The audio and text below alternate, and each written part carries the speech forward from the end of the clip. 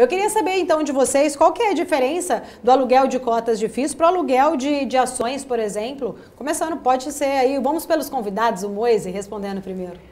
Então, eu acho que, em princípio, tecnicamente, não tem nenhuma diferença. Você tem o doador e tomador de um lado, você tem o custo do aluguel, as garantias necessárias. Então, em princípio, a base teórica é semelhante. O que vai diferir muito é o fato de, primeiro, os fundos imobiliários terem distribuição mensal de dividendos, normalmente. O fato de existir uma obrigatoriedade de semestralmente 95% do lucro caixa ser obrigatoriamente distribuído nos fundos imobiliários e nas ações não. E nós temos uma característica dos fundos imobiliários, é que eles estão em crescimento. O que significa? Uma vez a cada 3, 4 meses, um determinado fundo faz uma nova emissão de cotas para crescer o fundo, para dar maior liquidez, maior pulverização de risco do portfólio. E durante essas emissões, os cotistas atuais, estejam eles doando ou não, têm o direito de preferência para exercer os seus direitos de investir nessa nova emissão, né? E obviamente que mesmo estando doado essas cotas, o proprietário delas, aquele que doou, ainda detém esse direito, né? Então aquele que tomou e está short, de alguma maneira tem que compensar esse direito, seja na entrega das cotas, caso o doador queira exercer esse direito de preferência, ou uma liquidação financeira. É aí que eu tenho dúvida também. Por quê?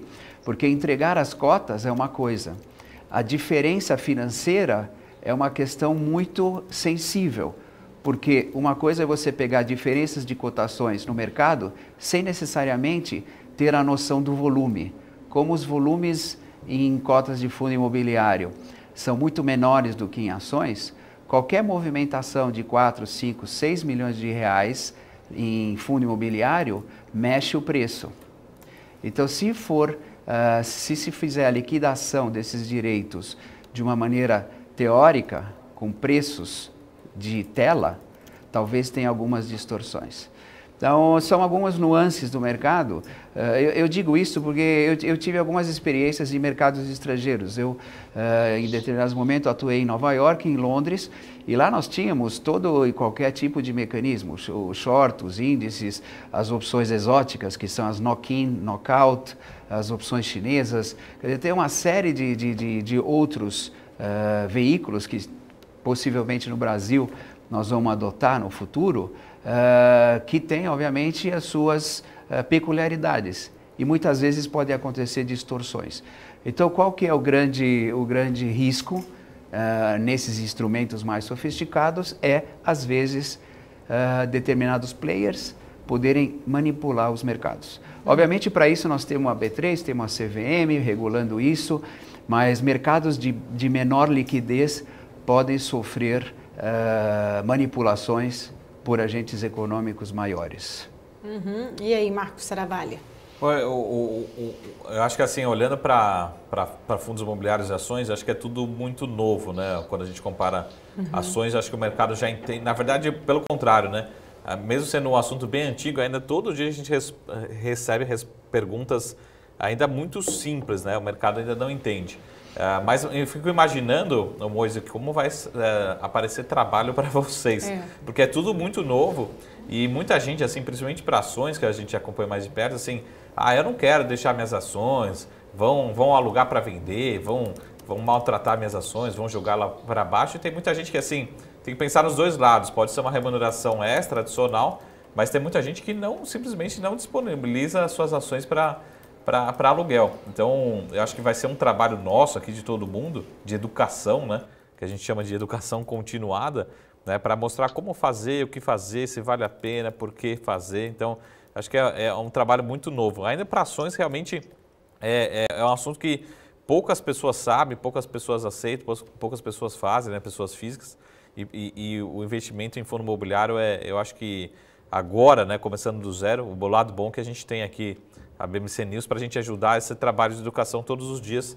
Mas com certeza, acho que o volume de perguntas vai ser muito grande, né? E tem muita gente assim que que vai ser crítico, sabe? Antes de entender, vai criticar. Fala assim, não, eu não quero fazer, não vou fazer, acho que eu sou contra, acho que é mais, como o Moisés estava falando, assim, isso aí é fruto de especulação, enfim. Mas, de repente, pode ser um outro ponto também, a gente fazer operações contra índice, ou você aumentar a rentabilidade da sua carteira, enfim. A gente precisa entender muito e utilizar essas informações a nosso favor, enfim. Eu acho que é um trabalho que o Moisés e o Carter estão fazendo muito bem, mas eu acho que vem minha provocação, acho que vem mais demandas por aí. Acho que todo mundo, tem mais gente que não entende ainda do que gente que entende desse instrumento, né? O Carter quer concluir um pouco desse raciocínio também, antes da gente mudar de assunto? Não, claro, acho que o Moisés também antecipou, acho que próximos passos também aí é implementar isso de uma maneira, eu acho que está sendo implementado de maneira devagar, né? E tem que ter o cuidado aí de não acontecer nenhuma besteira, porque se acontece besteira, o mercado brasileiro é difícil, não é que no americano, né? Que ele explode, implode, ele cresce, né? A gente não está acostumado a isso. E se você tem uma catástrofe muito grande, pode realmente, vamos dizer assim, ferir esses investidores e o mercado está crescendo, pode declinar e ninguém mais tem interesse.